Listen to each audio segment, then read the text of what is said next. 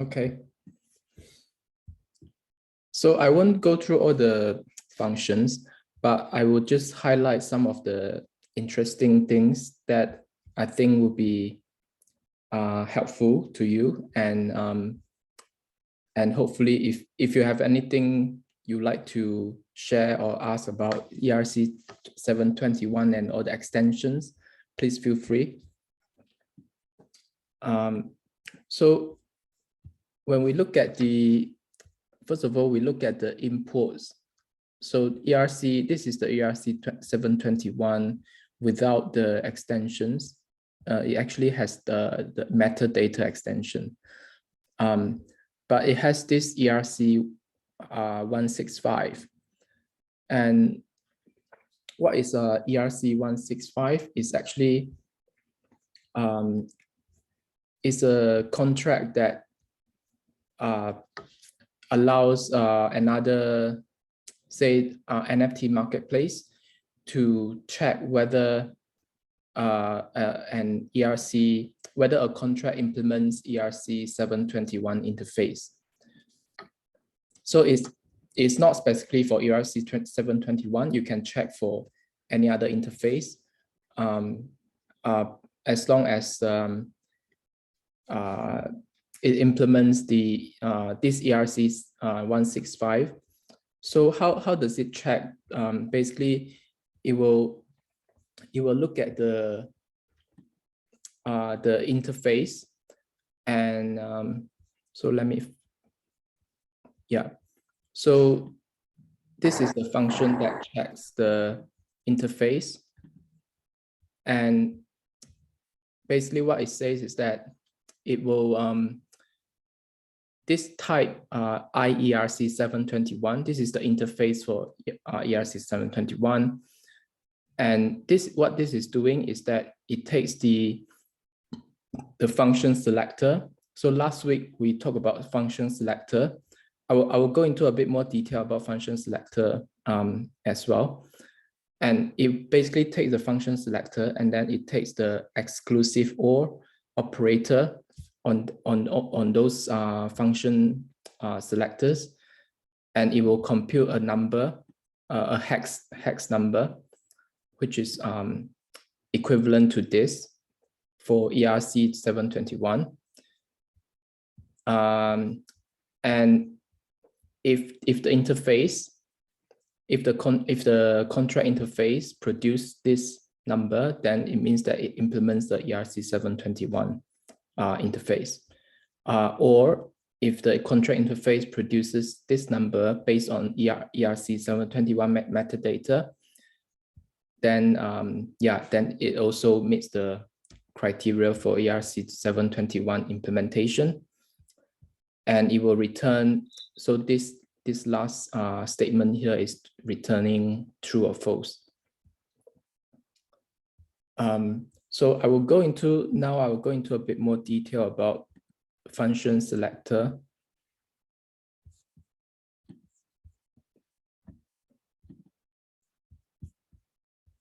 So function selector is calculated with basically it's calculated this way.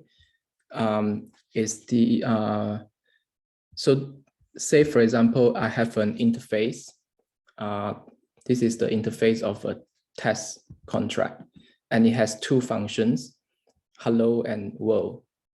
So the way I calculate the function selector is putting this hello function in string into bytes, and then do a hash cat 256, and then cast it into bytes 4.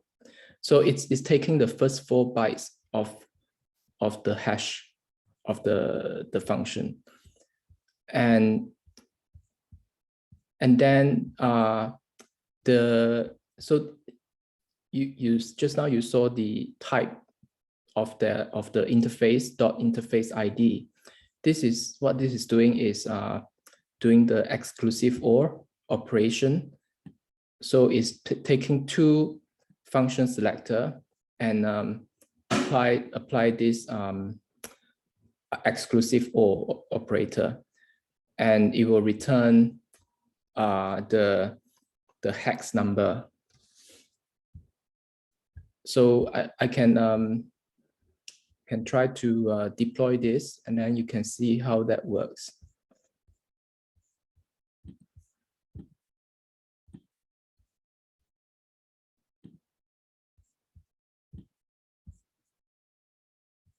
Okay, so I've deployed this contract, and first of all, we want to see this hello the function selector. What does it return? So it will return this first 4 bytes of that function string, and then this function will return the exclusive OR of these 2 function selector. By the way, in Solidity, you can also get the function selector through this in this way. So you don't necessarily have to do all the operation yourself. You can do it this way as well. So this is this will return, is also the bytes 4, and it will return this hex character. So in terms of the ERC721 interface ID, how do we know what it returns? So this is the number that it returns, and this is the ERC721 metadata return value.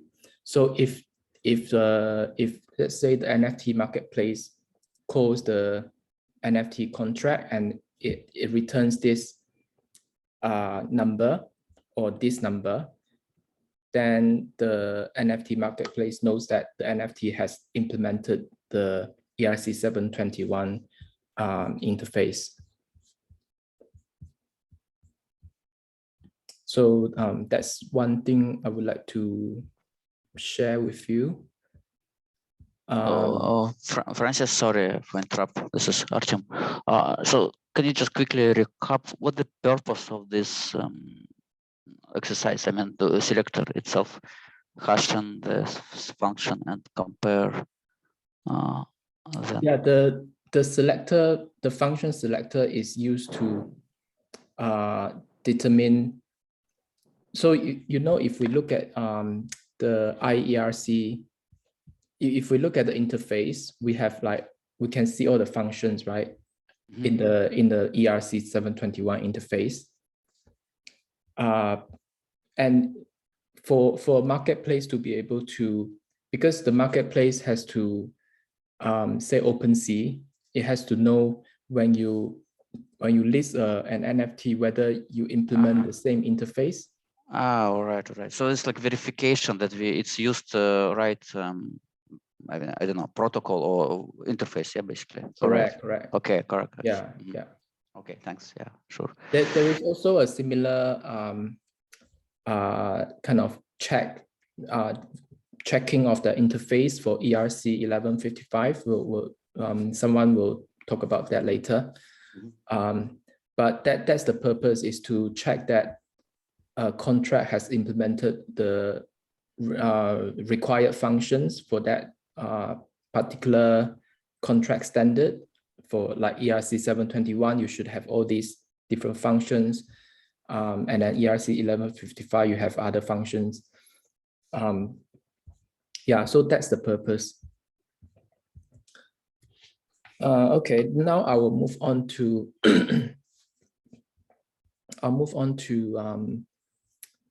the URI storage.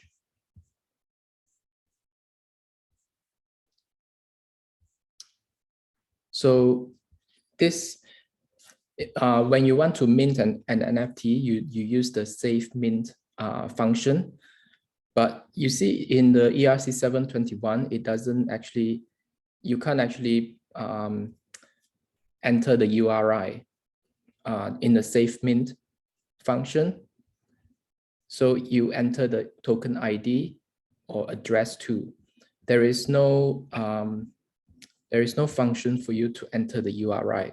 So that's why we need to use the extension, which is URI storage. And within this extension, you have set token URI. So this is where you enter the URI for a particular NFT. And what this URI, set token URI does is it will check that the token exists, the token ID exists. And then it will basically use the mapping function to map the URI to that token ID. So this is how the URI is linked to token ID.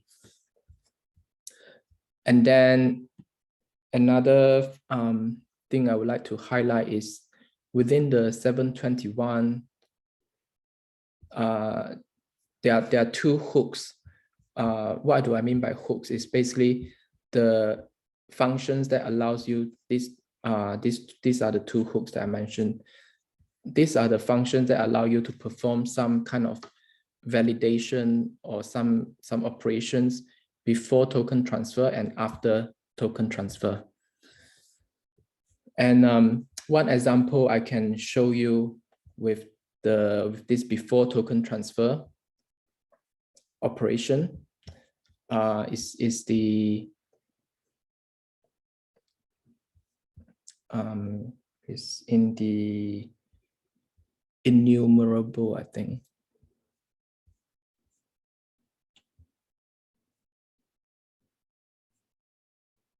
Yeah. So this new enumerable extension is for you to keep track of all the owners of a particular NFT contract, all the tokens that are minted under that NFT contract. So with this extension, you will be able to keep track. If let's say an owner sell the NFT to another person, then this before token transfer will perform the tracking of, will basically register the new owner, and it will remove the old owner. So this is the operation here. So basically, first of all, it checks whether the from address is 0. If it's 0, it means that the token doesn't have an owner.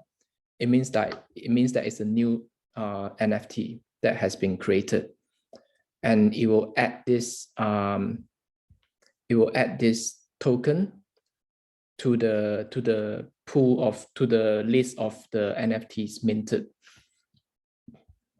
And if it's not zero, if the from address is different from to address, that means it's selling or transferring to a new address. So it will remove the old owner from the list of owners data, and then it would also check whether it's sent to address 0. If that is 0, it means that you are performing a token burn. You are burning a token, so it will remove the token from the token enumeration. And if it's if the to is different from, and this again, this is the same as this. From is different from to. It means that there is a new owner. Someone has bought the NFT, or you just transfer from one wallet address to another wallet address, and it will register that new owner. And so you can see all these operations here. This is basically this is using the mapping function. So this is what I mean by this is one of the use case for before token transfer. There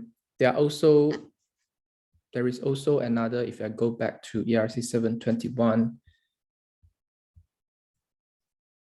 there's one more thing I want to highlight.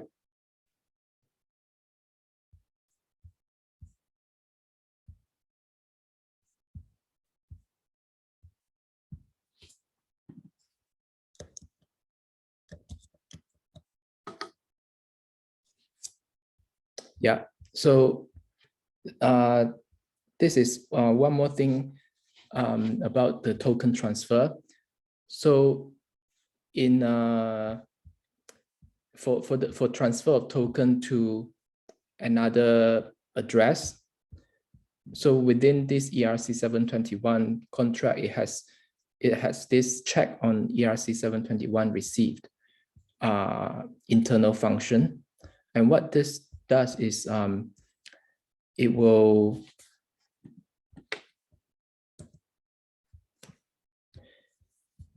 first of all it will check that the receiver, that means the person or the address that received the token has implemented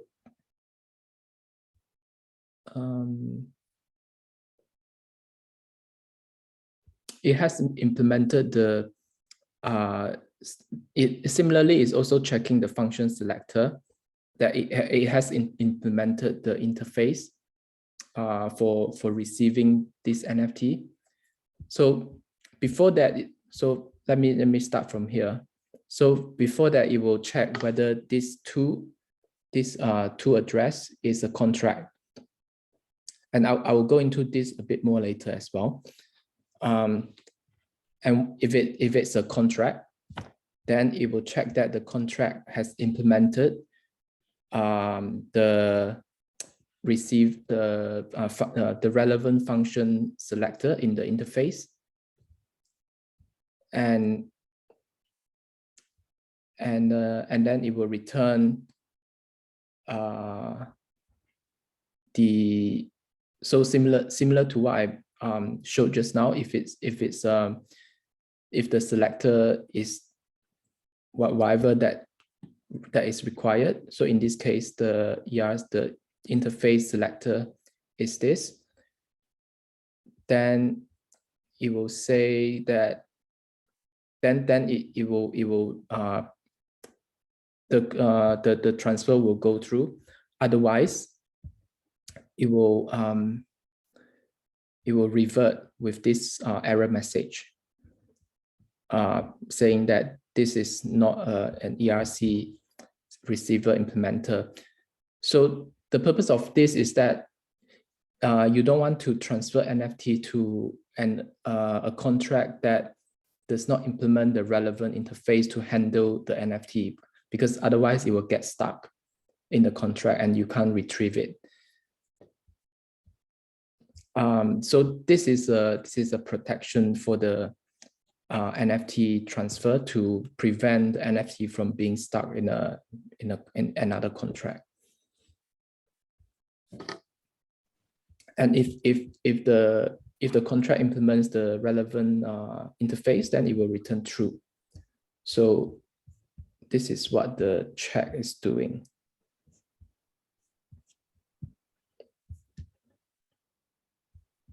Yeah.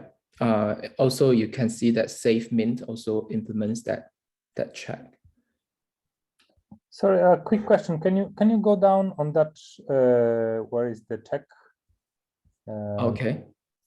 I saw something interesting in there. I have yeah. So it's like a line 495, I believe. There's like returns, and then it's like a curly brackets. How does it work actually? Because I never saw this kind of syntax. Is it like a it's a try catch? Yeah, try catch, but inside is a function, I assume. The one that is online.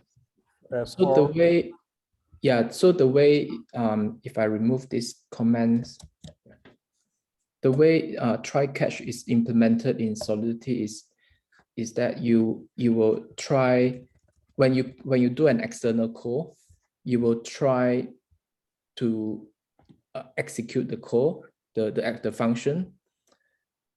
So this is the function, and return. It basically you will state the functions and what it returns. Okay. Yeah. So that's how. Okay. Cool. And if it returns error, if it's returned true, or sorry, if it can execute without error, then it will execute this part. Otherwise, you will go into this part. Cool. So first is basically trying the function which is exactly here, and if that runs, then it's going to line 492, which is returning the boolean, basically. No, this is not returning boolean. This is returning the hex number. So it's returning bytes 4, which is the first 4 bytes of the function selector. Okay. And but if that returns, if that returns for us 4 bytes, then what happens with these 4 bytes? Sorry, can you repeat? Yeah. If that part is returning for us 4 bytes, then what is processed by that? What happened with these 4 bytes later on? So the line 492 is returning the 4 bytes, yeah. So this is executing this function, and then it will return this return value basically in bytes 4, and is comparing this return value with the function selector. Cool, and this part is actually returning us for us boolean. Yeah? Is it not? Yeah. This so yes. Cool. Yeah. Cool. Yeah, and if it's so you see, if it's not a contract, then it will return true.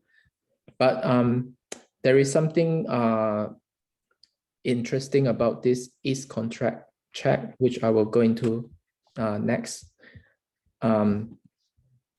If you have no question, then I'll move into this part. So hi Francis, it's Dan here. Can you hear me all right? Yeah, I can hear you. Okay. So if you'd like, I can show you an example of that function later. I mean, the hex code that you see there, that's actually a hash of the function signature that you actually calculate when you implement that function on the contract side. I can show you a little bit later. We can come back to it if you like. Yeah. I actually you might have missed that, because at the start just now I showed how that sorry. Okay. how that is calculated. So it's so this would return false in this case, right? In this case, you mean this? Exactly, yeah. If it's a contract, then it will return true. If it's not, then it will return false. Okay. Yeah. Okay. Sorry, I won't interrupt you more. I'll show you. Maybe I get a chance to show you later. Sure. By the way, Dan wanted to present his final project about NFT later. So yeah, I'll have some time for you. All right, thanks, Francis. So now I'll go into this is contract check. So this is a function that is in the address library in the Open Zeppelin contract suite. You can find that in the address library. And what this is doing is that it will it will check, it will implement the, it will check whether the code length is greater than 0. If it's greater than 0, that means it's a contract, and it will return Boolean. This is implemented within Solidity. But there is also another way of implementing this, because in the earlier Solidity version, there isn't this code available to check. So it has to be implemented within assembly. Let me remove this. So in the earlier version of Solidity is basically, it's doing the same thing. It's just checking the code size of a particular address. If the size is greater than 0, that means it's a contract. Yeah. So, and then I want to also mention that this is not a foolproof way of checking whether an address is a contract, because this function will return false. So basically, if it's not a contract, it will be an externally owned account, right? It will be someone's wallet address. But it could also mean that it is a contract in construction. That means the contract hasn't been deployed yet. But you can, like last week we mentioned about calculating the address of a contract before it is deployed using create tool. So you could, someone could create a contract address, but it's not deployed yet. And if a contract, if there was a contract that was deployed on an address, but it was self-destruct, because a contract can self-destruct, and it will also return false. So these are the kind of cases where this contract could return false. So it's just for your information. Okay, now I'll go into royalty. I'll just quickly go touch on royalty, because this is a pretty new contract that has been published, but it's a bit disappointing for me because it's not actually enforcing the royalty. It's just publishing the information about a royalty. So you can see that. So this is just inheriting ERC2981. And what is this ERC2981? So here it is. It's just storing the royalty information. So you can basically store the royalty, the token ID of the NFT and the sell price, and it will return the royalty amount and the royalty receiver, and the rest is just internal functions to kind of help to calculate the royalty fee. But it is my initial thought is that the royalty will be implemented within like transfer from function, so that anytime if you want to sell the NFT to someone else, then you have to, the royalty will be deducted from the sell price. But this is clearly not doing that. Okay, that's it from me on the ERC721. Francis, I have maybe a general comment, or maybe kind of question and comment together. Can we a little bit talk about function of owner of? So what I understand, for example, if we know user address, yeah, can we check which NFT he he has. Looks like it's quite a complicated task. We have to search in every ERC721 contract. You have to, if you want to check if you have the owner address, you want to check the NFT in that address, you have to use balance of. Yeah, balance of in this specific contract. And if you just know Ethereum address of the user, we don't know which contract, so we have to just basically look on every and each. You can look it up on the Etherscan. But yeah, you have to go through all the NFTs that is in that wallet. From what I understand, there is no way to kind of check whether the owner. Yeah, this is what I try to for my some internal, let's say. I had some interest. I just tried to Google it.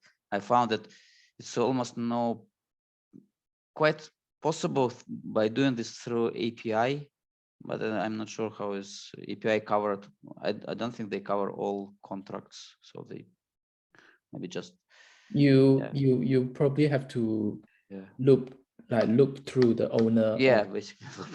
Yeah. It's quite consuming task. All right. Yeah. Thanks. Yeah.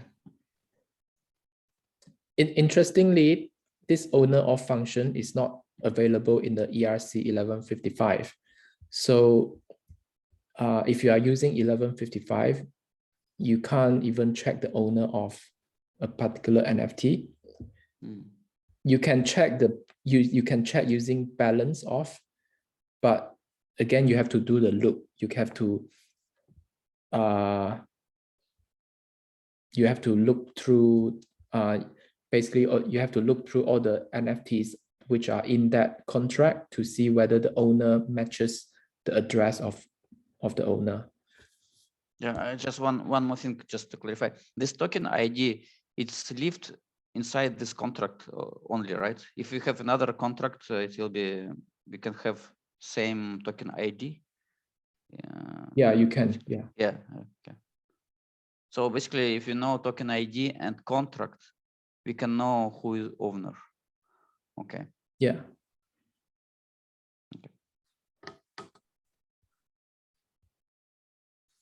Okay. Any other questions? Yeah. We actually have not talked about the difference between transfer and safe transfer. Oh. Transfer.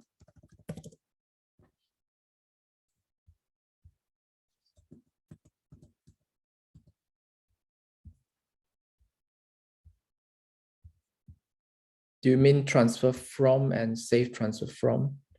Yeah.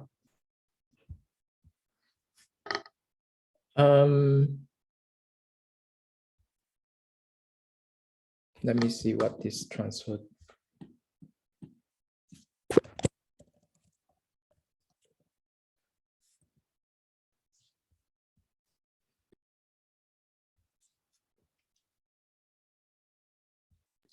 I think the idea is that transfer does not always revert when the transfer doesn't go through actually. So if you rely on transfer in your logic inside your function, you might like rely on the transfer on the return of the transfer function and suppose that it is the transfer happened, but it actually did not happen, and then you execute a logic afterward.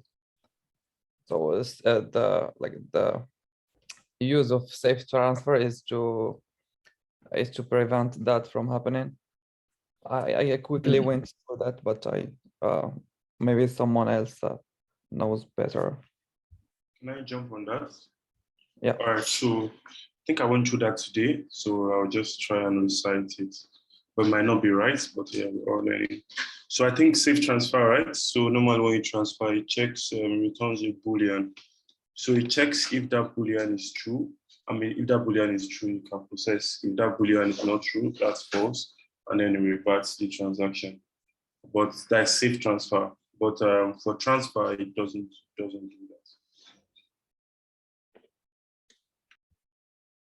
You mean check on, you mean this check whether the receiver is ERC721. Do you mean this check?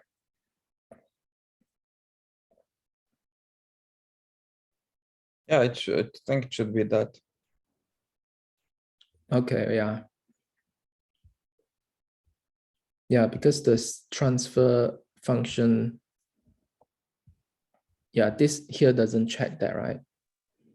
So that seems to be the difference. It's only checking whether the address is not 0. Because even in the ERC20 contracts, you have the transfer and safe transfer functions. Yeah. Because the one I saw that I looked out wasn't precisely that condition you saw there. So I guess maybe different standards have different conditions for safe transfer.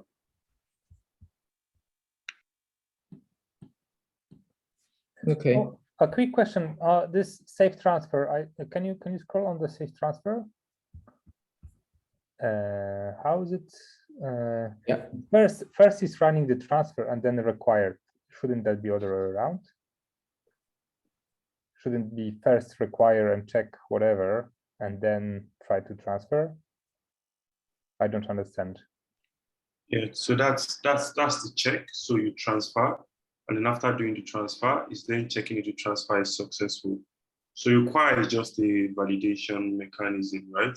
So it depends what you're trying to validate. So sometimes you're trying to validate an input before you run a function, and then other times you're trying to validate, well, after running this function, did you return the correct answer? So if it didn't return the correct answer, it reverts the entire operation of that particular transaction. So if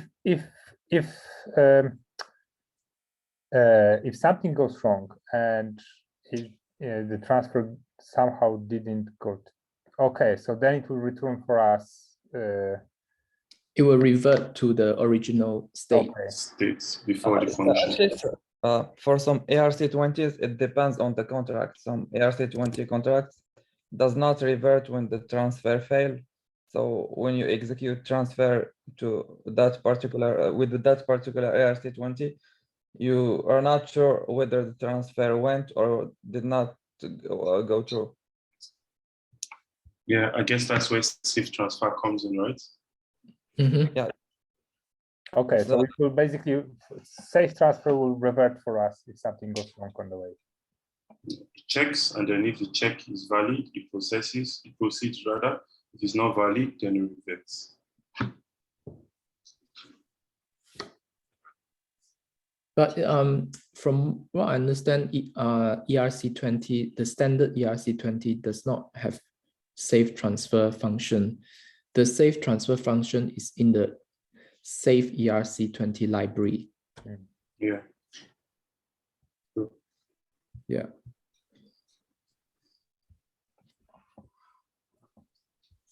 Okay. Should we move on to ERC1155? I think it's Obina, you volunteered for that, right? Yes, and after seeing you present yours, I'm a bit intimidated because you went in detail. But nonetheless, I will still do my best. So yeah, let me do that. Well, we are all learning here, so don't worry. Some learners have gone further than others. Okay. All right, that's fine. Sure. You can share. So, let me share my screen. Share screen. Zoom. Okay, sorry. This I'm sharing. Updating my system. Okay. That's this. Okay. Sure. Allow Zoom to share. Sorry, apparently I have to do some steps. This is the first time I'm sharing since I updated my system.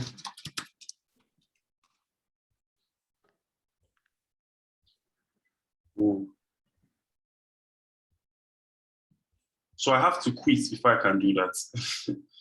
Can someone, let someone else go and then maybe I'll come next. Let me set this up. I didn't know how to go through all of this. I updated my system recently. Oh, should we move? Or just, yes, if you can move. If not, you have to give me a second. And I have to leave the meeting and come back before I can share. That's what it just said. Okay. We can move on to the next one, which is the Rarible. I think it's who is doing Rarible? Is it Hardip? Yes, Francis, it's me. Sure, I can start. Let me share my screen. Sure.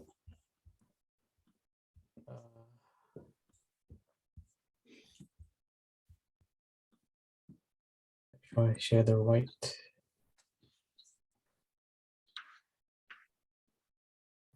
So is the next person or do I go on? I can go, but if you're ready, you can go. Okay, cool. So, all right, sure. All right, you can see my screen, right? Yeah, we can.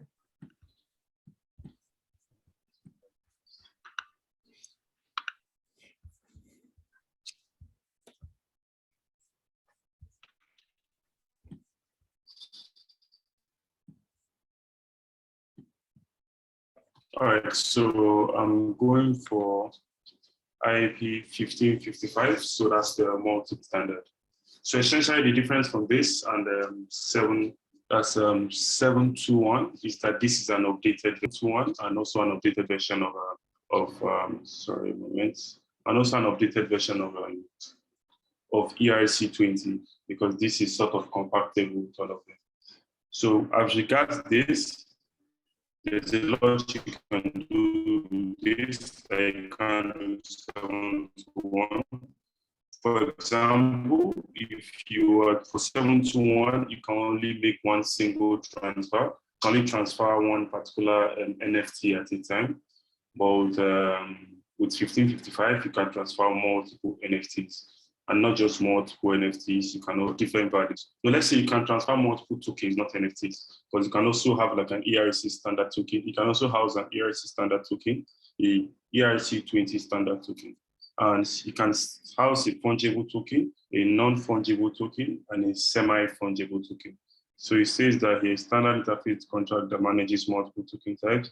Single deploy contract may include any combination of fungible tokens, non-fungible tokens, or other configuration that is semi-fungible tokens. So I'll just go straight to the interface, right? And then let's take a dig at it. So this is the interface, essentially going through the website itself. The IP website itself. So for example, now, knowing the ERC721, it just says transfer because it doesn't have any cognition for whether it's single transfer or you can transfer multiple items. So since this gives you that capability, it says single transfer. So single transfer, for either transfer single or transfer branch. And so this is just an event. Will be emitted when this transfer is done. So I'll just go through this quickly. I think the more important thing now is just the function itself. This one itself, when you transfer a batch, an event that emits that. So the thing to take into note is the operator, the from, and then the to. And then these are the important parts here. You can see the IDs here. So an ID is what distinguishes a particular token. So from the previous token 1 from token 2 and whatnot. So for example, if you want to transfer 10 tokens, you can see this is an array of uwins 256. So you have to, you supply an array of uwins 256. You can, let's just say, for example, those are 10 tokens. And then these are the values. So the values correspond in the same respective order as this. For example, if you are transferring one of this, of the first index or zero index, you are saying, oh, the value, the zero index on the values here as well, and sort of like gives like a one-to-one match of whatever the value was. So yeah, approve for all URI. So dev must emit when URI is updated from it. for a token ID. Safe transfer from. Okay, good. So now we have the functions. So this is not a safe.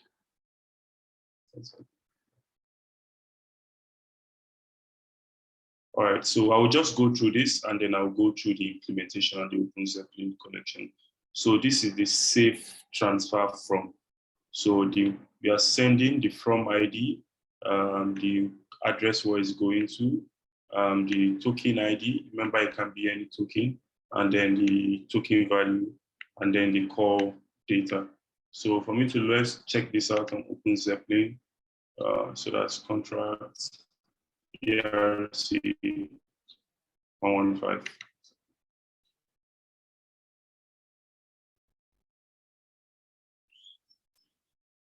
So ERC1155.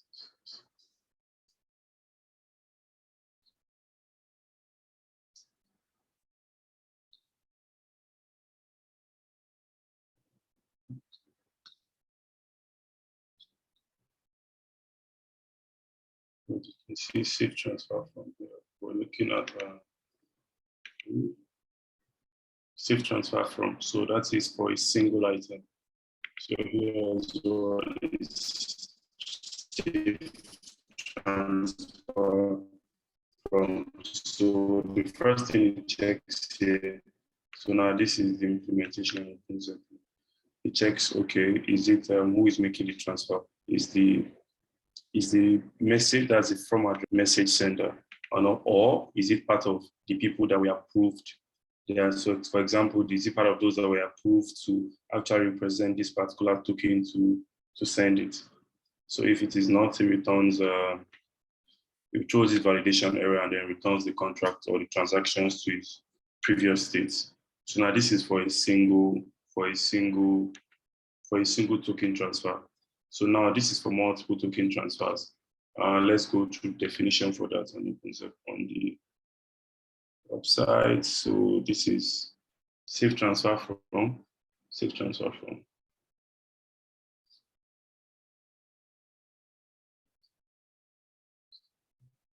So this is, of course, if you want to transfer with data and when you don't want to transfer with data. So safe transfer from, what's the batch? Sorry. Okay, this 721s.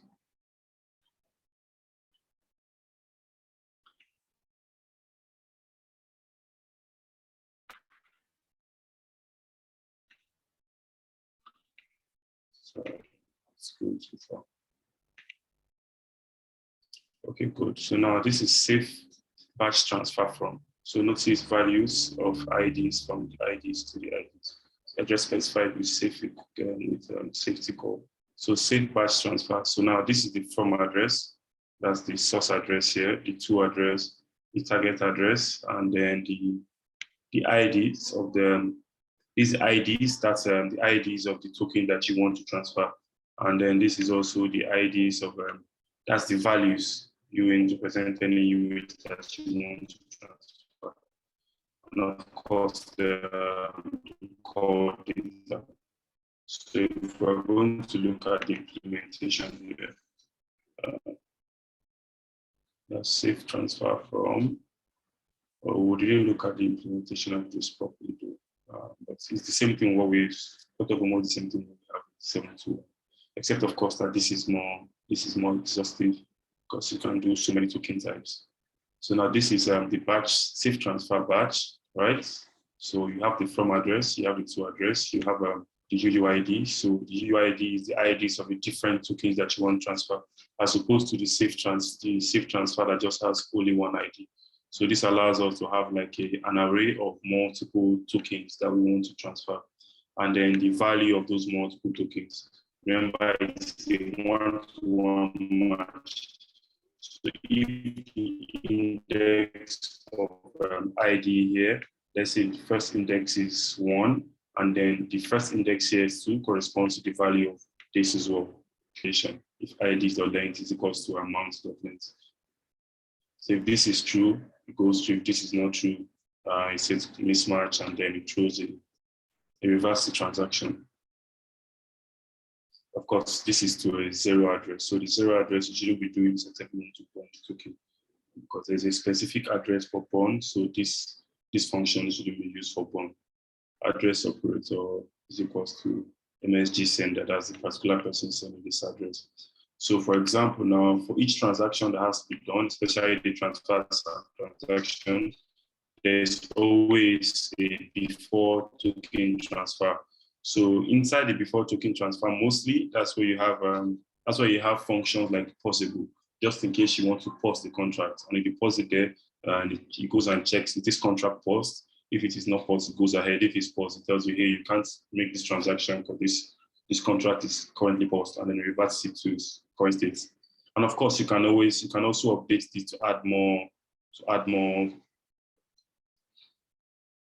before token transfer validations or whatnot.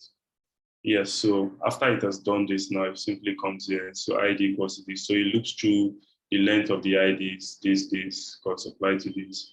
That's the value, the amount, and then it begins the balance ID is sufficient. It checks if the balance of the for each address that you want to transfer, if it is sufficient. If not, it throws an insufficient funds validation and then the contract is reverted. I don't know so much of what's happening here, but let's just go through it.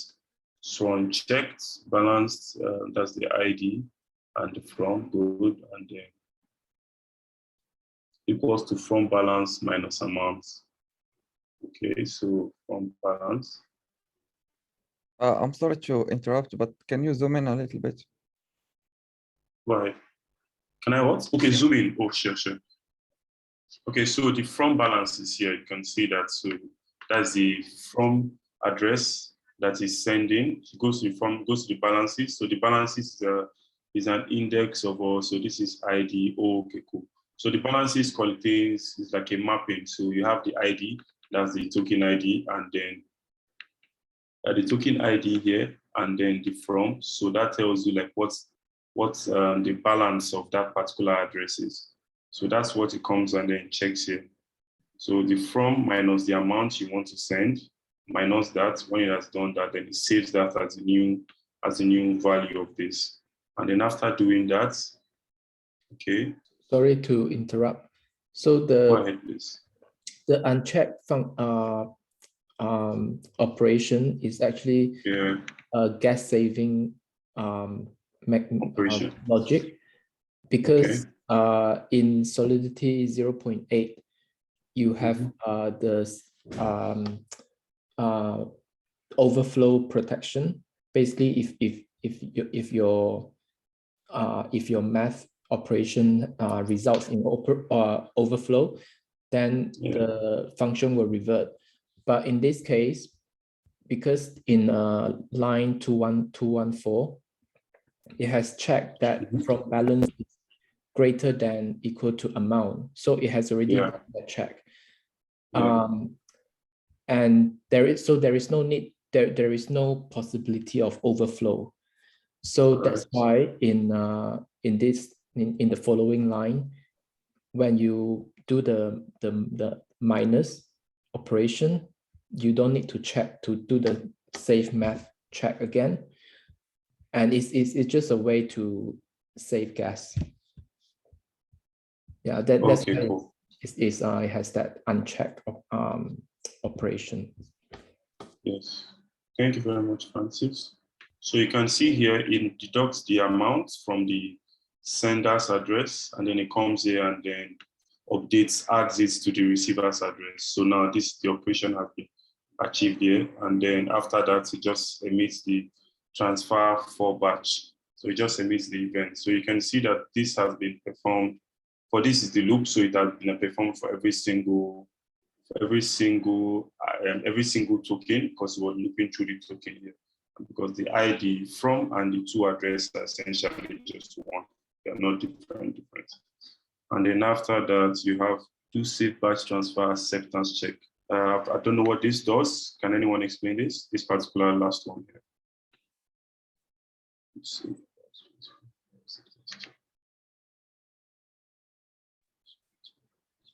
Can you scroll to that internal function? Where is that?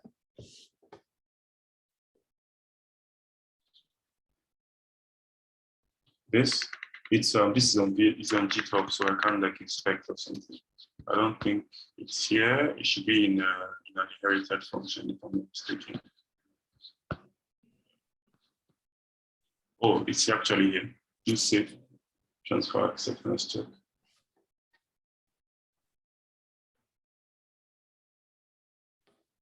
Okay, I think is to check whether the contract can handle 1155.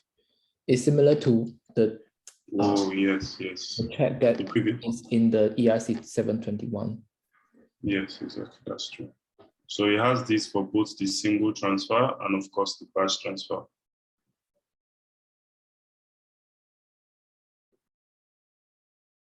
Yeah. Okay, good. All right. So we have gone through the safe transfer from. That's the safe batch transfer from. So now let's go to the set URL. So of course, this is to set the new URL in case you want to change the URI of a particular. Just a question before moving on.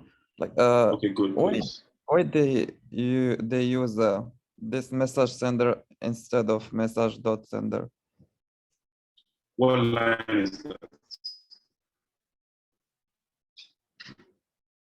What line? Hello? Yeah, 205. 205, yeah. 205, that's okay. So there's a function. This essentially is a function. So I will have to check the function to see what actually why that was implemented. So let's see function message sender. It's not implemented. I think it's inherited from one of the contracts. Okay, probably from the utility contract, if I'm not mistaken. This contract address. So I haven't looked into that. It's inherited from the context, you know. From the context. Yeah. So should we check that? So yeah, you can have a look. But from what I remember, I think is to allow for multiple owners. Yeah, please let's have a look. Yes, I'm trying to. So it's in utils, and then we have context, CC context. Yeah, so this is it. Interesting. Message actually just returns message.sender. So you could actually just use message.sender. It will be the same. Exactly. Yeah. Let's read the description. Provides information about the current execution context, including the sender of the transaction at its data. While they are generally available via messages, they should not be accessed in such a direct manner, since when dealing with the meta transaction, the account sending and paying for transaction may not be actual sender. Okay. So as far as the application is concerned. So do you get this? So this is the reason. It says, since when dealing with the meta transactions, the account sending and paying for execution may not be the actual sender. So I guess this is sort of like in scenarios where it might not be the account that is sending a transaction that is actually paying for it. So I think probably in this context, if this is extended and then I guess it's overriding or something of that sort per se.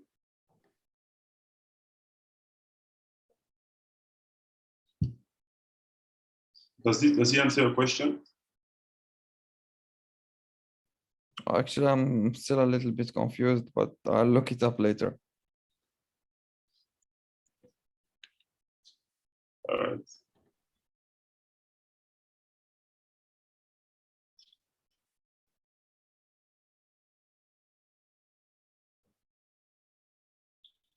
All right, so let's go back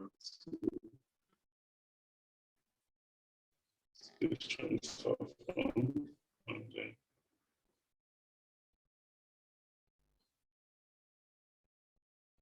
So this essentially is just to set the URL, and that's about it. Okay, good. So this is to mint. This is to mint a token. So we said that creates amount tokens of token of ID and assigns them to. So this is the to address where you're sending the token to. And this is the token ID. And then this is the amount of this particular token that you're creating. And of course, the data. So, all right, it requires, this can't be the zero address, it's the zero address, of course. Operator is equals to message the sender. So, of course, before transfer, in case you want to run some transaction before, like pause the token, like pause the entire contract. So, operator zero address to. So, the zero address in this context is because it is being minted. So, whenever the token is being minted, the from is normally the zero address. And then when it's being bound, the to is zero address. So a single thing out of it.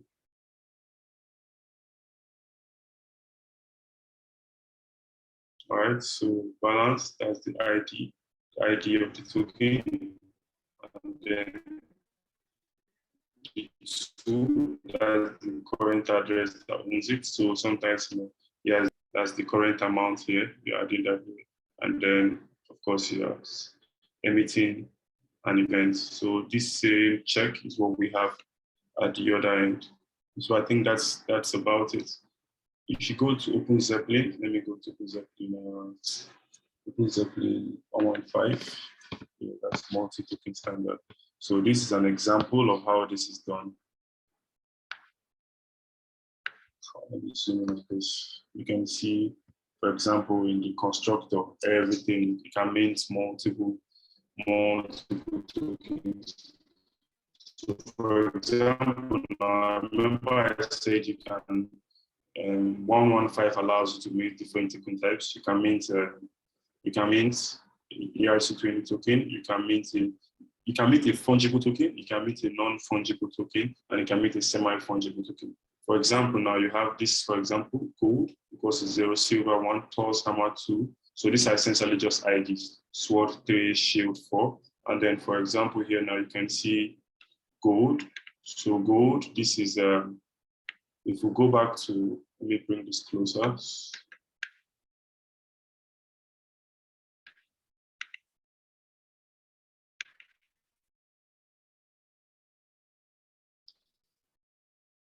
All right, so this is mint, so this is address, and then this is ID. So if you go back to this, you can see that this is the address, and this is the ID, and this is the amount, and then this is the core data. So all of this is empty because we're not trying to assign data. So this is the amount of this particular token that is available. This is the amount of this particular token that is available. So for example, now you can see that Taurus hammer is just one that is available. So this means this is a non-fungible token. And then this, of course, is the amount of sword that is available. And this is the amount of the shield that is available. So this is minted on the constructor once this is deployed. So yeah, that's about it.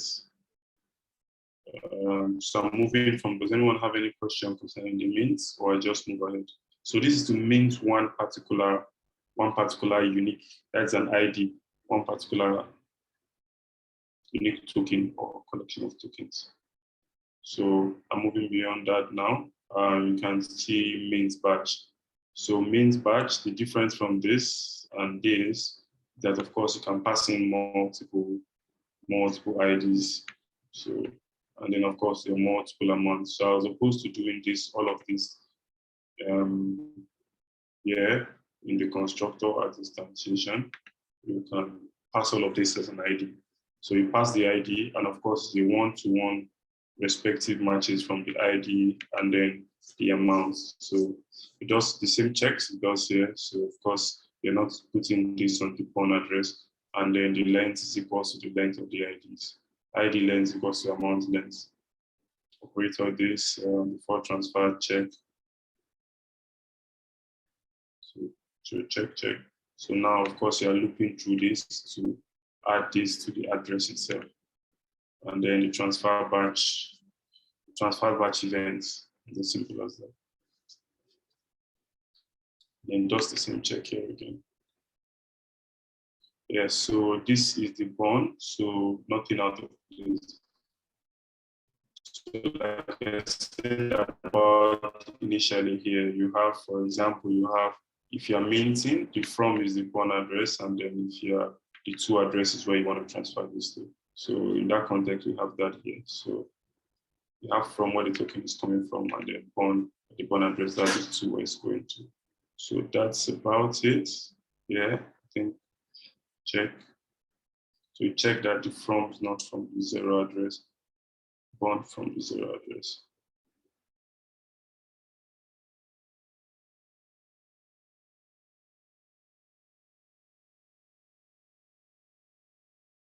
Of course, you can't exceed one amount, exceed balance can be more than what is available on the balance.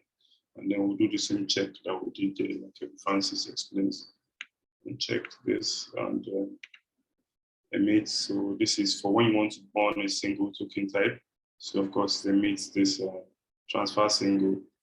So even though it is technically a bond, it's still technically a transfer. So it's not like it's sending. It's still technically a transfer, so it still sends the transfer single events as opposed to any custom event that is dedicated to slave bond. So the from, that's the wallet address, the address is coming from, and then 2, that's the bond address, which is the 0 address at the same time. So the same thing applies here, but the difference is that we are doing this in batch, essentially.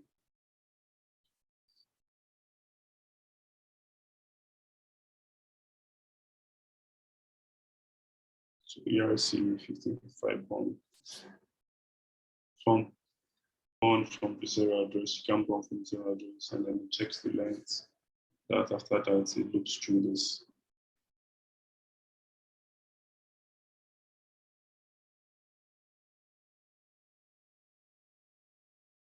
Yeah, mid batch. So that's about it. So same with this, but the only difference here is that we are moving through collection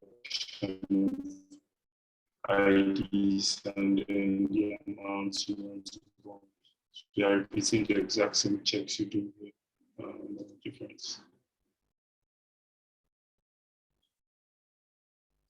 The approve operator to operate on all of the owner tokens. So to set approval. So Francis, can you explain on this particular bit, this particular set approval for all bits?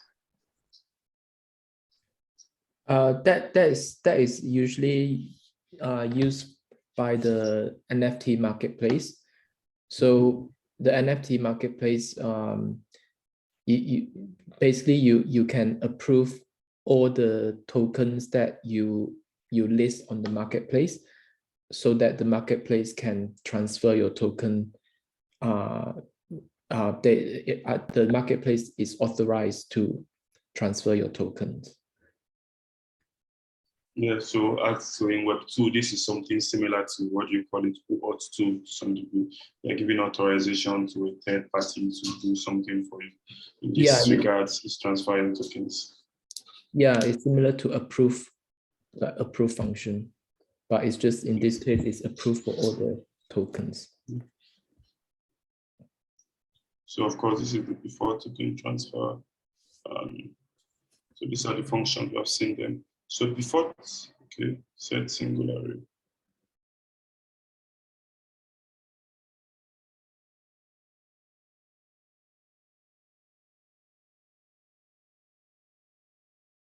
All right, so that's about it here. So before, we have gone through that already.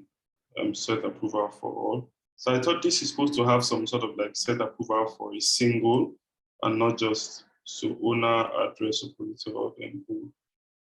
Or this not in this particular contract. That's to set approval for like individual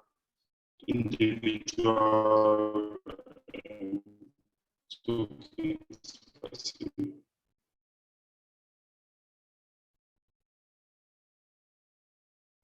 So, okay, yes. Of course, this is checking balance of, so that's the address you want to check the balance of, and this is the ID of the token you want to check the balance of. So it just checks that this is not the bond address, and then returns the balance for you. It's as simple as that. So it's a view because it's reading from states, and this returns the URI. so of the data of this particular token type. Support interface, I think Francis has explained this already in ERC721 process, so it's the exact same thing. Data contracts code is to check that it supports this particular interface, which is ERC1155. So this is about it for ERC1155. I will go and check the other extensions. But before then, is there any question anyone wants to ask concerning this particular contract? Or did I skim through it too fast?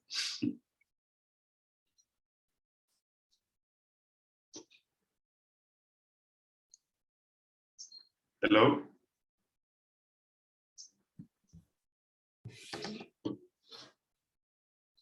Yeah, we are still here. Okay. So I say I'm moving from this to the extensions. Do I go ahead? Sure.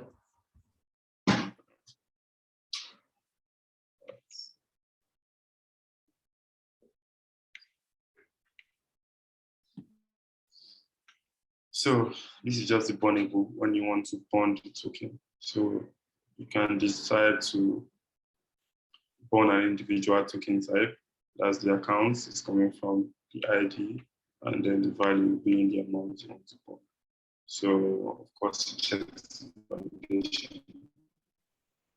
It's just sender, or is part of the it's either coming from directly from the sender, or it's coming from one of the addresses that is approved. For example, one NFT marketplace. So if this validation is correct, it just bonds it. So that's the from address, and then the ID of the token type, and then the value you want to bond, aka amount you want to bond.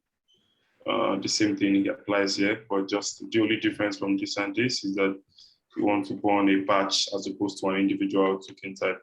So like I said, this is a one-to-one match. So the IDs of the token types and then the values of the token types. So it does the same check it does here. So yes, the exact same check. Is that the sender or one of the third parties that is approved to act on behalf of the sender, the original sender? And then after that, it just bonds this. So I think this part is a bit straightforward. So I'll just go back. So possible.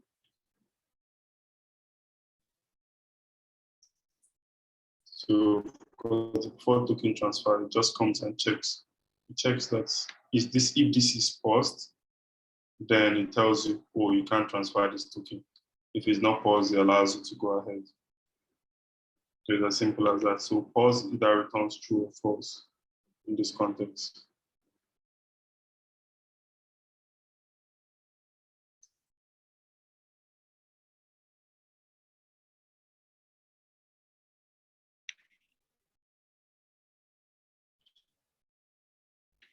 I've not gone through this, but let's see it.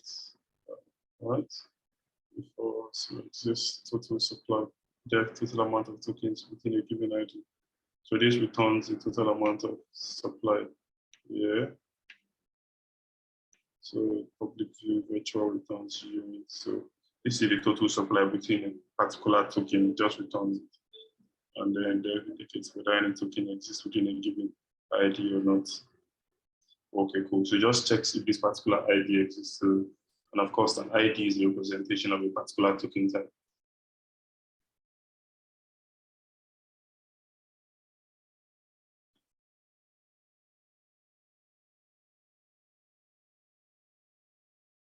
So this is the before token transfer for this. What does it do? It sets super here. So super is essentially what is in form. That is this.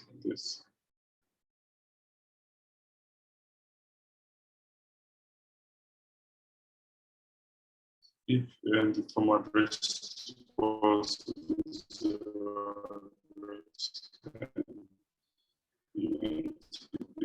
ID subnet increment total supplies.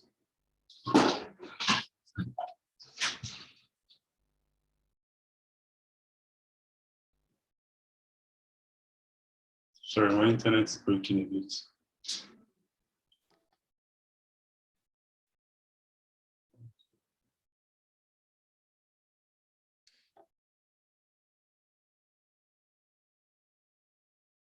So this is for when it's minting. That is from is one amount to this is for when you want to burn a token.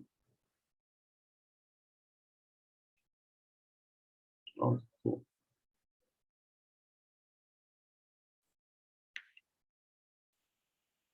And then metadata URI. Yes, so this just returns the URI. That's for the additional data that is stored off chain. For example, you can store that on the IPFS server. So yeah, that's about it for me on the ERC1555. I don't know if anyone has any question. It was quite a quick risk.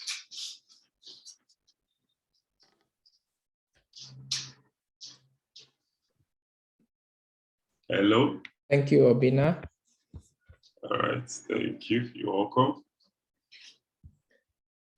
So if we have no further question, we can move to Rarible.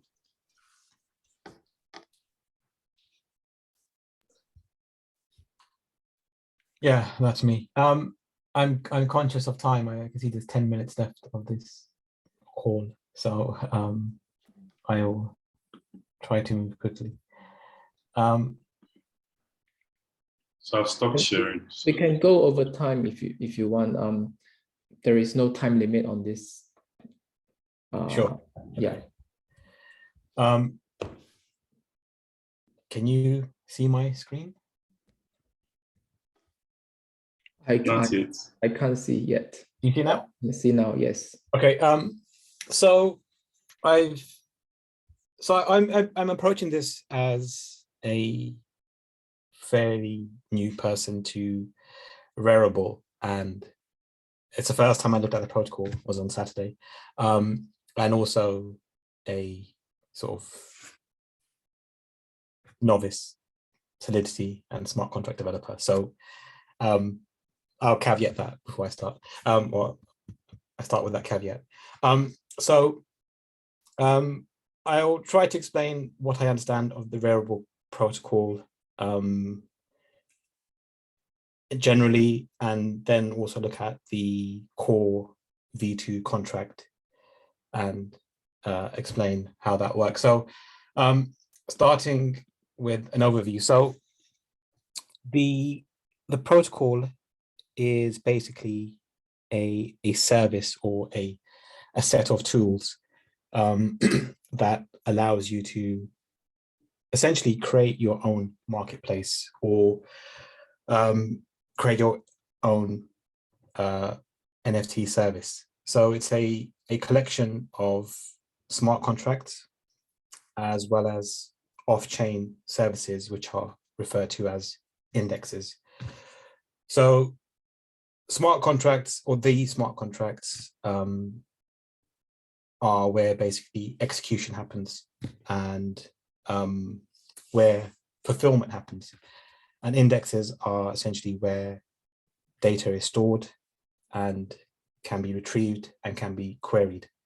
And those two combined, the execution by the contracts and the data and the retrieval of data by the indexes combined is what makes the protocol. And then the interaction takes place via an SDK and an API. So the API is a REST API, which the SDK also uses.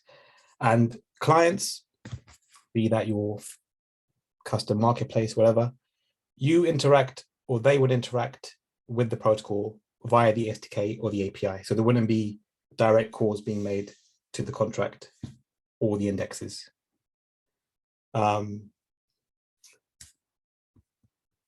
So, and just a point on the indexes. So the indexes, as I mentioned here, this happens off chain. And this in itself is basically like a bunch of databases and Kafka for event handling. There's several indexes. So indexes for NFT data, indexes for an indexer for the orders that are coming in, and indexes for the ERC20 information. So an overview would be basically, essentially the exchange is basically, you have sale orders and you have buy orders, and it's about meeting those orders. So from a seller's point of view, you would approve your NFT contract, or what we were mentioning earlier about the approval function. So that's what would happen here. You would create an order. I say object because I'm from a Java background, so I'll use that terminology. But you create an order object. You submit that order to the protocol via the SDK or the API. That then gets stored on the indexer side. So this orders are stored off chain. So you can have a bunch of orders from a single seller, sell orders from a bunch of multiple people or from the same seller. That information or that data is stored on the indexer side. If a buyer comes along, again, via the SDK or the API, they would query what orders exist. And that query would go to the indexes. That information is returned to the client. They can then take that information, create a bid or a buy object, and then submit that to the protocol. So that's at a high level what the protocol would do. Now, before I go into the contract side of it, I thought it'd be useful to understand what a Rarible order looks like. So the order model. So there's this concept of a maker and a taker, and there will be a maker and a taker in each order. So a maker would be the individual who's creating that order object. So if you're the seller, you would be the maker in that instance. You have your left asset and a right asset. So basically, I have NFT X, that's my left asset, and I want ETH or wrapped ETH, that would be my right asset. In this case, the address of the taker, the person you're selling to, wouldn't exist, so it would be address 0.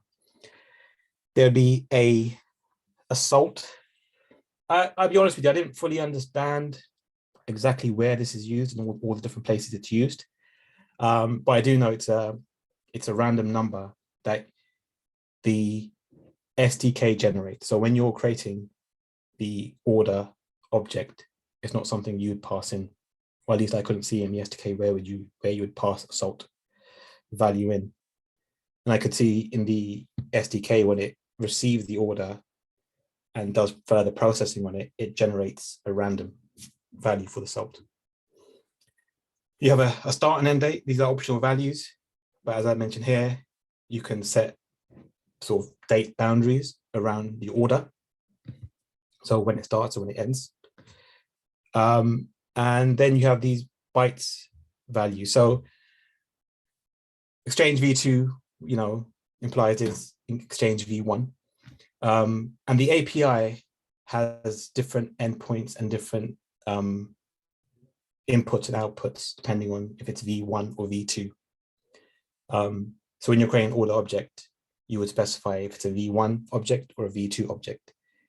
And then the data that you pass in would be things around, it would be additional information in addition to the order. For example, any royalties that need to be paid out, any fees that you might define, any payouts that you want to define on this order. So if you're a seller, you may have an additional fee that you might put in as a royalty fee. And that's something you would put in the bytes, in the bytes data. And how you define that data determines if it's a V1 type or a V2 type. So the API is available here. It's quite well documented actually. So it's got the full endpoints, the inputs and outputs, and even curl requests that you can make and test out. So as a client, you can use the API directly. I've seen examples where people have built marketplaces, their own marketplaces, just using the API, and in other instances where they've used the SDK. So this is the order object or the order model. So the core contract, I'll get to the contract, but the actual code, but the contract has essentially two external functions. One is called match orders. The other is cancel, which is basically, you just call that cancel an order. The main function is match orders. So essentially this function takes two order objects, an order left and an order right. And within order left, order right, you have an asset left, asset right. So it's simple, like, you know, I make asset X, I will take asset Y. And if that was being matched, it would be matched with I have asset Y, I will take asset X. So it's basically like an NFT exchange. But the documentation for the Rarible protocol says it will support any asset. So technically, it could even be like a DEX, where you could exchange, you know, ERC20 for another ERC20. But it's the SDK it restricts that you can't swap ETH for ETH or wrapped ETH for wrapped ETH. It's an NFT or one of the NFT contracts for ERC20 or vice versa.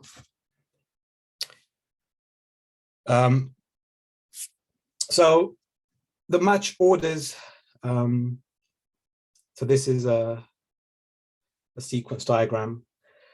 So I'll step back actually. So when a seller wants to sell an asset, they submit their order that gets stored on the index side. It's only when a buyer queries for a sell order, receives it, makes their own purchase or bid order, is when it gets submitted to the smart contract and match orders is invoked. So match orders, there's four parts to it. So it takes the order, it validates the order. I'll get to the validation. It does asset matching, which Barry will be covering, so I won't cover that. It calculates the fill. So basically, you know, can this exchange happen? Like, is there enough of asset X to do an exchange for asset Y? And orders can be fully filled or partially filled. But in the case of NFT, again, I think what the smart contract implements and what the SDK allows are slightly two different things. So the smart contracts try to be, I think, as flexible as possible in terms of what they allow. So one of the things they allow is partial fills. But I don't know how that would work with an NFT, right? It has to be a complete fill. And then order execution. So order execution basically is the part of taking the data part of the order that I showed earlier, so this part here, and determining if there's any additional fees or payouts that need to be made in order to complete this exchange. And once that happens, then the transfer occurs. The transfer just basically give the maker or the seller what they need, what they are going to get, and then give the buyer what they want, or a user can cancel. So this is the ExchangeV2Core contract. So it's initializable, upgradable. So these are based on Open Zeppelin. Asset matching, I won't go into. Order validation is what the order validation part is. Transfer executor and transfer manager is what handles the actual execution and exchange of the assets. So the two events: cancel if a cancel occurs, match if a match occurs. Cancel is basically straightforward. If you want to cancel, you just submit the order that you want to cancel. So it'd be either the seller or the buyer. They submit the order ID. So again, what you see here is not what the client would, it's not the interface that the client would interact with. It's a different interaction. But what gets sent to the contract is the order ID. There's that, or there's validations via require statements. So the order maker, the person who created the order, is the only one that can cancel the order. Well, it uses the max value of uint256, I guess, maybe because it's a reasonable constant that it uses that. So if an order is cancelled, well, I should explain what this mapping is basically. So mapping is a hash of the order and how much of that order has been filled. If it's cancelled, the fill value is set to uint max. Again, I don't know why, maybe it's just, yeah, it's a reasonable constant. So I'll come to match order. I won't go through the code line by line. I'm not sure if that's of value. I'll just go through, or I'm excusing myself of having to explain. But I will go through at least the parts I understand. So as I mentioned, it's validation, matching, filling, execution. So keep that in mind. So the validation part. So it's a validate full function, which is an internal function down here. So it uses two contracts to perform the validation. One is lib order and one is order validate, which it inherits. So lib order basically just does this validation. Are the dates within range? The start date and end date within range. The other validation takes place with order validator. So what that basically does is checks whether the receiver of the order is empty or if it's the same.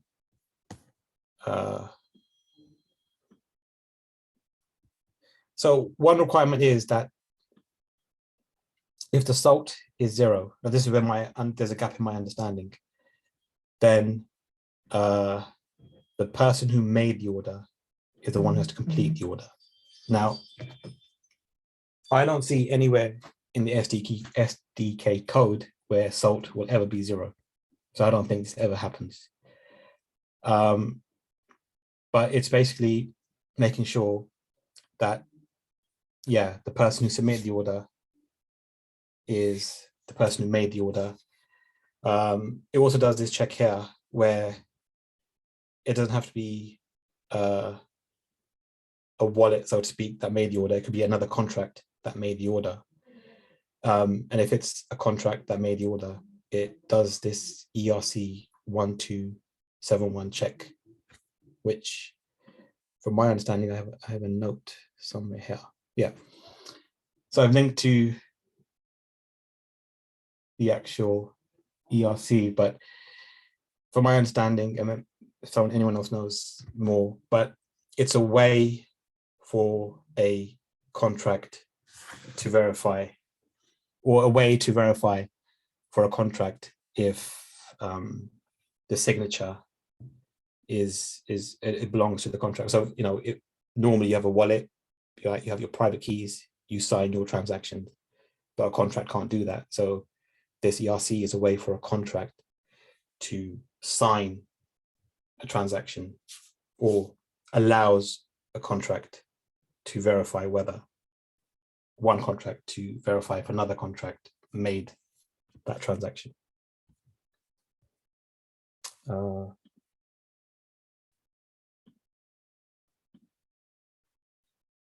Right, so once the validation takes place, and it's within range, and the person and the maker is all right, and whoever made the order is the person is the maker, etc. If it's a contract, is it a valid signature?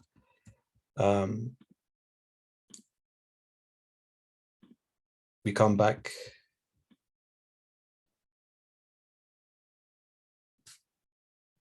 We call match and transfer, which is an internal function. again, so we have the order left, order right. And essentially the main thing that happens with the order is here, get, fill, set, new. And what this basically ensures is, can this order be filled?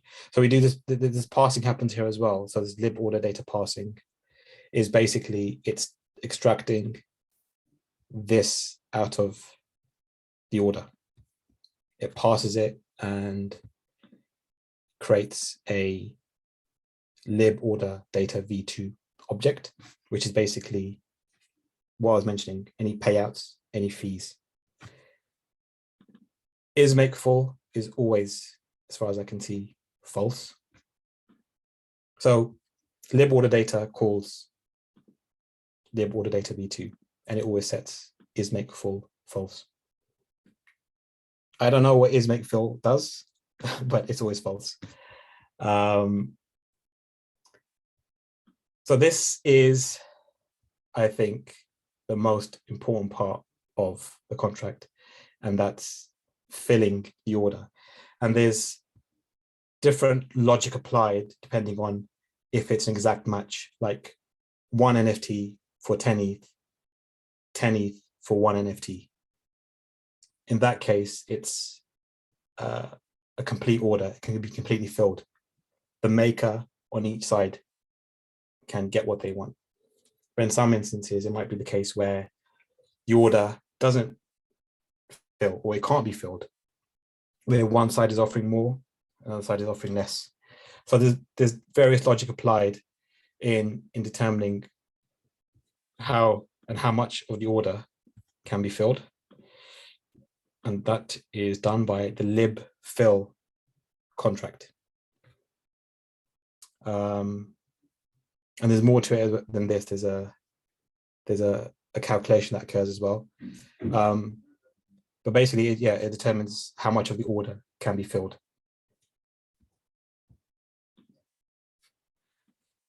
So once it's determined how much can be filled, then we do a transfer. So the transfer is, if I go back to here, so the transfer takes care of this part as well, get royalties, process royalties, and does the transfer part as well. So this is it's an abstract contract. There's multiple implementations, complete implementations of this. There's a simple implementation, there's a Rarible implementation that does different things, but essentially it's, okay, we've validated the order, we've filled the order, it's not been executed yet, we've just said, okay, we can fill this much quantity of the order. Then we have to execute, which is now we do the transfer. And as well as doing the transfer, we apply any payouts, any fees, and then complete the transfer to the respective buyer and seller.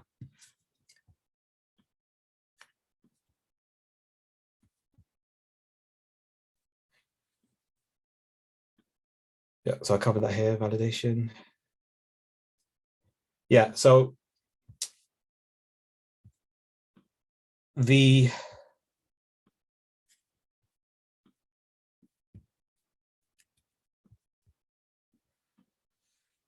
main thing that's stored on chain is the fulfillment part, as I mentioned earlier, is what orders got filled and how much got filled. So this value is, for example, this is stored in a mapping, right? So it's a hash of the maker's address, the make asset type, the take asset type, and the salt value. This hash together determines the sort of mapping key. And then the uint is the fill value, how much of that order got filled. And one way I know where the salt is useful is you could have multiple orders, right? You could have the same maker could have multiple types of these orders, but the salt will be different for each order. So determine those different orders or the different fills there'll be a different key generated depending on the salt value. So as well as the fill being stored on chain, that information is also indexed as well. So it can be queried and can be retrieved. For example, a seller can get all their filled orders, or a buyer can get all their purchases that they made. So that covers the contract part. Sorry if I didn't go too much into deep dive into the ins and outs of the algorithms and the code. But I want to show you the SDK side of things. So as I'm mentioning, what the contract does and the inputs and outputs for the contract isn't necessarily the same as what the client would do. So when interacting with the SDK and a seller wants to generate a sell object, this is essentially what they'll pass in. So they are the maker, what asset they have, the price of the asset, what they will take, the amount of what they have to sell. This is what gets turned into the data part of the order, and a start and end date. So that gets, they submit that. Then a buyer would query, and this is what. Sorry to interject. So the data part, does it hash the data to pass into the function? Yeah, so you don't, so the order object would be what you would pass in here, right? But when it gets submitted to the SDK, that's what takes care of the hashing side of things. Okay. I had it open somewhere, but I don't. So you as the client, the user of the SDK, would just set these values. And if you're a buyer, if you want to make a bid, it's essentially the same. You've got your order, and it's basically in reverse. So here you're the maker, and you're saying this is what I have, and this is what I will take.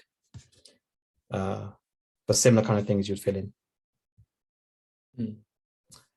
I also wanted just to quickly show you. I'll look at some of the testing just to better understand the inputs and outputs. And so this is the most basic test, and the one I understood the most, of the V2Core. So basically this is where it's a complete order. The left order matches the right order in terms of left asset, right asset. So, well, I'll show you this because this is what this other that test depends on. So you mint 2 tokens, quantity 100 for token 1, 200 for token 2. You approve. You create an order object. So the maker here is account 1. They have token 1, quantity 100. They will take token 2, quantity 200. The right order from account 2, they have 200 of token 2 and will take 100 of token 1. And these are basically the salt value, the data hashed, I don't know what that is, but and yeah, the simplest test. So we call match orders, right? We pass in the orders and the signature. So what should happen in this case is the 100 tokens of T1 should go to account 2, and 200 tokens from T2 should go to account 1. Basically, yeah, it's simple exchange, complete filled order exchange. Yeah, I think that's everything I wanted to cover. Any questions?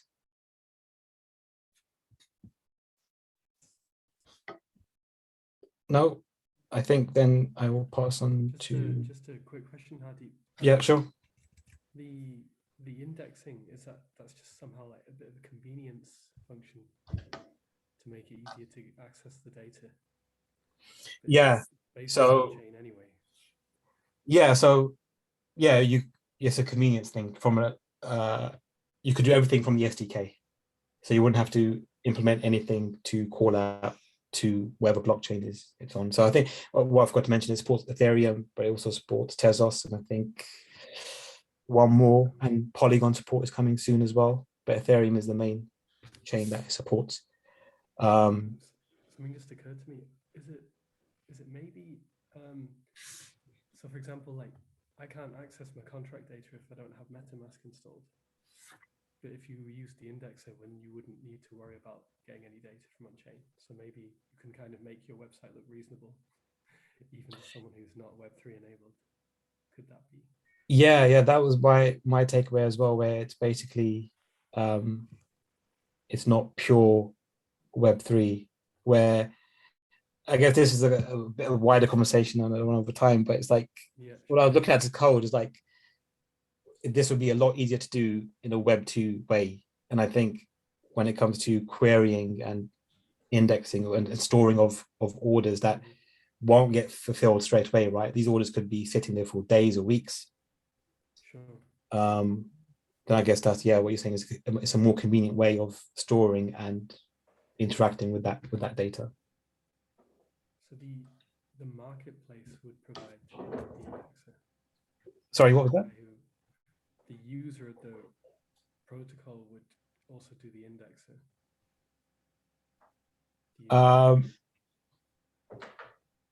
As in, would they provide the data? Would they be the indexer as well? No, they wouldn't. Okay. They wouldn't. So I will show you. Rarible would do that. Yeah. I will quickly show you what they document as the indexer.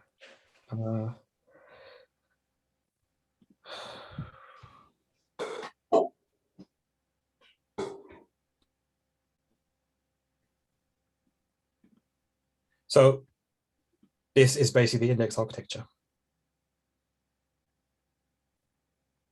So this is probably somewhere on AWS or somewhere else running. I'm sure if we're seeing what you're seeing. Oh, yes, I'm only sharing one browser. Apologies. No problem.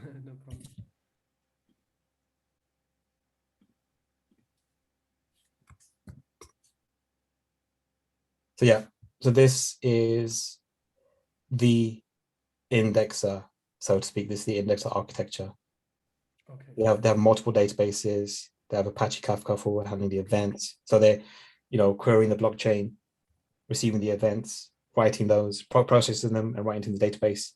So this, I think they don't mention it, but I think this is most likely somewhere on AWS or somewhere. Okay. Which you would interact with via the SDK or the API. Yeah. Okay. Thanks. Yeah. So I think that's me. I'll stop sharing. Thank you, Hadi.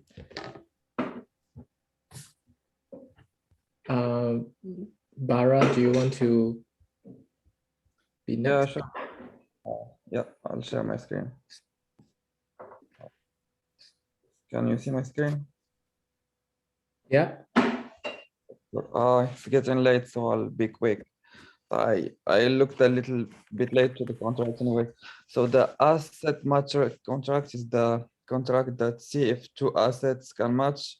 Basically, the asset that the seller wants and the buyer will give. The contract is written in Solidity version 7, and interestingly, it uses this Pragma API coder v2.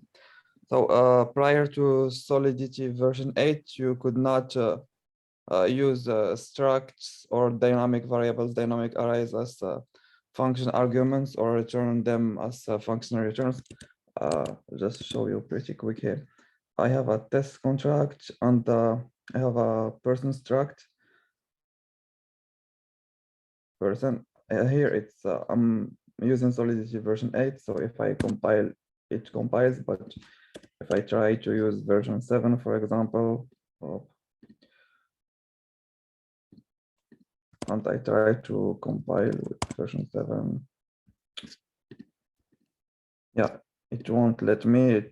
It will tell you to use the Pragma EVA coder video.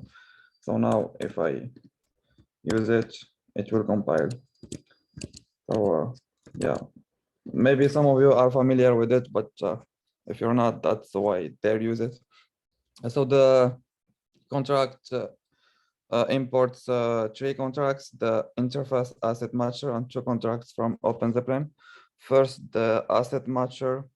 The interface has only one function to match assets, and it also imports from a lib asset contract, which is a library that defines some structs and some constants that are used by the asset matcher functions. So a good thing to start with is to define these 2 structs used here in the contract, the asset type and the asset struct. So asset type struct has 2 parameters, the bytes asset class and bytes data.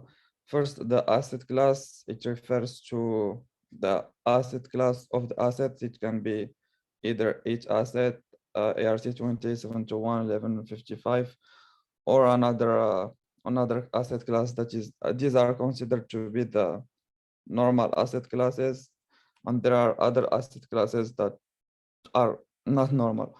So, and the data here, byte data here, it refers, I think they could have used the address of that asset. For example, if it was an ERC20, the data could be the address of that ERC20, but they use bytes for some reason, I think for gas saving reasons. So they use the hash of the address or something similar. And the second struct is the asset struct. It basically has 2 parameters, the asset type, this one, and the value. If it's an ERC20, basically it will be how much ERC20 the seller wants for his other asset, and vice versa. So coming back to the contract, yeah, it inherits 2 contracts from OpenZeppelin, the initializable and owner upgradable. The initializable contract is basically a contract that helps in writing upgradable contracts, or any kind of contract that will be deployed behind a proxy, because a proxied contract does not have a constructor. So in order to initialize its some parameters, you use that initializable contract that has an initialize function that is only called once. And it also, on the contract here, also inherit the ownable upgradable. The only functionality of it that I saw used within the contract is the only owner modifier here somewhere. Yeah, it was here for the set asset matcher function. The contract is the asset matcher contract is abstract, although it implements all the functions within it. I don't know why it is mentioned as abstract. So you have a variable. This is just a empty bytes that is used within the constants, and then the mapping. This mapping maps each asset class to the matcher contract.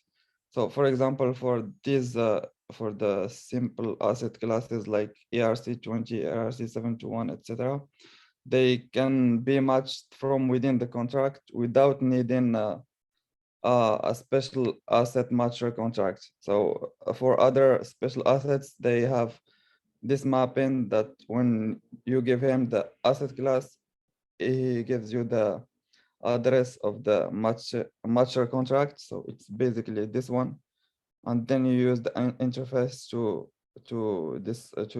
call it and see whether these 2 assets match.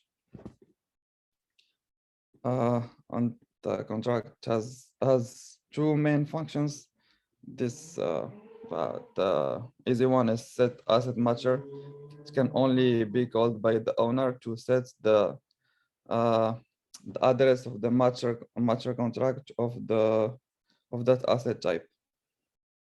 And yeah, the only important function for this contract is the match assets function. So it basically takes two asset types and see if they match or not. According to the documentation of Rarible, two asset match if they both belong to a simple asset class and they have the same values. Basically, say a seller wants a quantity like 5,000 of USDC, and the buyer also is prepared to pay that amount. So it checks that the asset types match and also the value match. The second one is that these asset types are registered with the asset matcher contract, and when it is called when the contract is called via the interface, it returns not the return here is not true. Basically, if you give you feed it two asset types, left and right, and it returns an asset type, and based on that return you can decide whether the two asset matches or not. So the return is usually the one of these, either the left or the right. If they match, and if they don't match, they return they return this asset type. So if you get that in return, it means that the two asset does not match. The asset type 0 and asset class 0 and data empty. So the match asset function basically takes the left and right asset types, and it tries to match them by calling some internal function. So it call match asset one side, left side, right side, and if the result if the asset class of the result is not it's not this one, is not 0, then it returns the result. It means that it is matched. Otherwise, it calls again the matched one side from the other side to see if they match. I actually did not understand why you have to call it twice. To call here, they call left right and here right left. I asked on Discord, but I didn't have an answer, so I'll just jump that. Then I will look at the match asset from one side. So this is a private function. It tries to see whether the left asset and right asset match. So first you get the asset class of that asset type, and then you check if the class on the left is equal to each asset class, and the class on the right is equal to each asset class. It returns the left asset type. It means that the two classes match. Otherwise, it returns the asset type 0 empty, which means that they don't match. And for ERC721 and 1155, basically it's the same drill. They check that the class left is equal to, for ERC20 is equal to ERC20 asset type, and then the class right as well. And then you return the simple match of left asset, right asset. Again here, what the simple match does, it takes the two asset types, and then takes the hash of the data of the asset type, and checks if they're equal. If they are, it returns the asset type given in the argument. Otherwise, it returns the empty asset type. And so basically what they do here is they try to see if the two assets match from both sides, I still have not figured out why they have to check that they match from both sides and not only from one side. Anyway, so that's how they do it, and afterwards, if they match, it means the function returns the asset left asset type. Otherwise, it returns this empty asset type. This is for the simple asset types, ERC721, 1155, etc. Then you have the then you have here where they check the matching of the special asset types. This I just copied that from the documentation. They said that there can be asset types which can't be compared directly to other asset types. For example, say you have a decentraland asset type as decentraland land, and this asset type is not equal to some decentraland land X with specified token ID, but you can register a new asset matcher. This asset matcher, you can the owner can register it and then use it to match. Use it to match any decentraland land with decentraland land X. So that's what it does here. It gets the address of the matcher contract of the class left. If we move up, yeah, the class left is the asset class. Is the asset class of the asset type provided here in the argument. Then it checks the address of the contract, the asset matcher contract of that asset type. Gets it here, checks that it's not address 0. If it's address 0, it means that the mapping was not modified since the contract was deployed, or it was modified and again modified with address 0. Anyways, yeah, then it calls the that matcher using the interface, gives it the two asset types, and yeah, it returns the return of that call. Otherwise, this is a last thing that I also did not get quite well.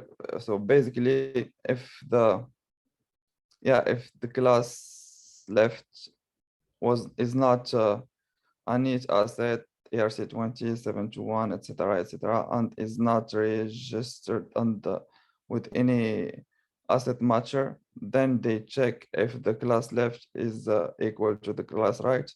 And in that case, they return the simple match function, which basically just checks if they match from both sides. Otherwise, it reverts. So this part I did not understand very well why they wouldn't just do the same, for example, for the ERC20 and the 721.1155, and why they have to, like, each time check the matching from the left and from the right. Yeah, so that's almost it. One last thing is they have here an array 49 private, that's the gap, that is declared as not used. I looked up some of the Open Zeppelin contracts, and they also have this in the end of some of their contracts with this comment, which says that this empty reserved space is put in place to allow future versions to add new variables without shifting down storage in the inheritance chain. I haven't looked into it, so if anyone see what that means, they can jump on. So that's basically it for me. If you have any questions.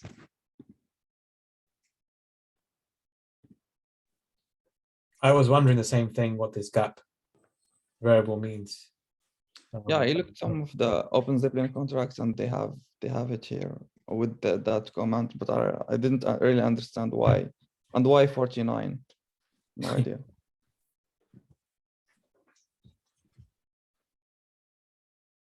I think we can look into that and someone can present that next time. Okay,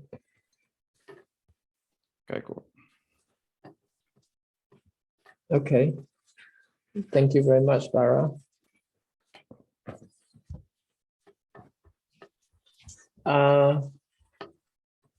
In the interest of time, I think we'll call it a day. What do you think?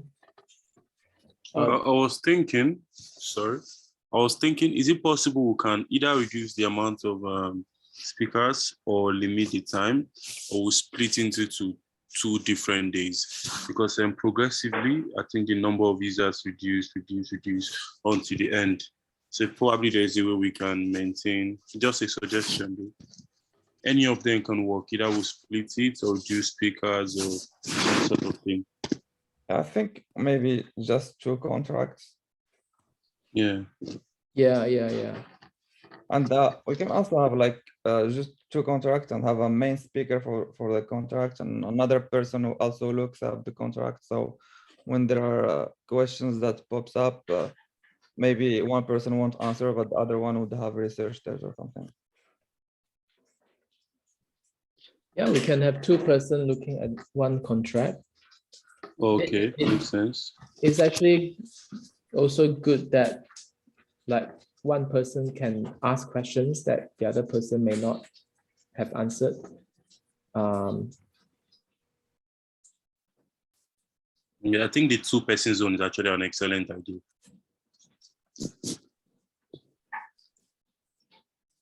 Okay, I'm thinking for next week, we can look at some year-end strategy contract. Yes, I've always been looking If forward you guys to that. are interested.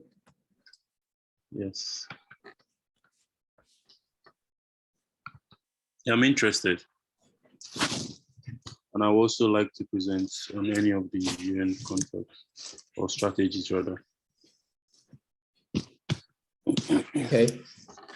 If you have any others, if anyone has any other suggestion, then please put it in the chat. We can schedule that. Actually, I have a question. I was just now wondering when you talk about NFTs and so on, is there any platform or something that is allowing to partially share NFT? So let's say there is like, I don't know, as we were talking about orders and so on, you have NFT and someone can buy like a, you know, half of the NFT, and the other person can order for the other half. Did you hear maybe about any of this kind of contracts? I think that's what Dan is going to present, isn't it? Yeah, that's right, Francis. I won't present it now because I think it's a bit late and I think we're all a bit tired. But I just shared a link in the chat to fractional art, and that's exactly those are exactly contracts that fractionalize ERC721s or 1155s, and in return you get ERC20s, which then you can divide amongst multiple people. Okay, maybe next week you can present that. Yeah, of course, I'd be happy to. Yeah. In the sense of doubling up, if anyone wants to join.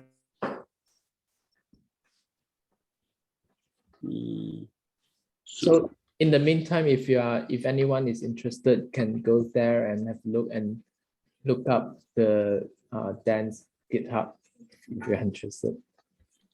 I can also share. So what I just shared was actually a proper site that does it. I can also share my cheap clone that I did for the meetup if you want as well. Yeah, that will be cool.